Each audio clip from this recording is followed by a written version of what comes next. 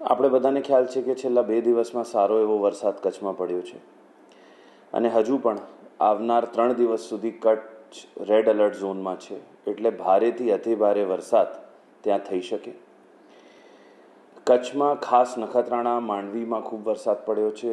રાત્રે 12 વાગ્યા પછી જેમ વાત કરું તો નખત્રાણામાં 7 ઇંચથી વધારે વરસાદ પડ્યો છે, પરંતુ હાલ છેલ્લા 2 કલાકથી વરસાદ ઘણું ઓછું થયું છે, એટલે પાણી નીકળવાનું ને બધું ચાલુ છે. પરંતુ મારી બધાને વિનંતી છે કે ખાસ જ્યારે અત્યારે જન્માષ્ટમીનો માહોલ છે, તો જે રીતની વરસાદની ગજવીજ સાથે વરસાદની આગાહી અત્યારે છે, તો કૃપા કરીને પોતાના ઘરથી બિનજરૂરી બહાર નીકળવા ટાળે. હરવા ફરવા કે જોવા કોઈ જગ્યા જળાશયના નજીક ના જાય. ખાસ કરીને કોઈ કોઝવે અથવા પાપડી હોય જેના ઉપરથી પાણી વહેતું હોય તો એને જોખમી રીતે ક્રોસ ના કરે. સમગ્ર વહીવટી તંત્રને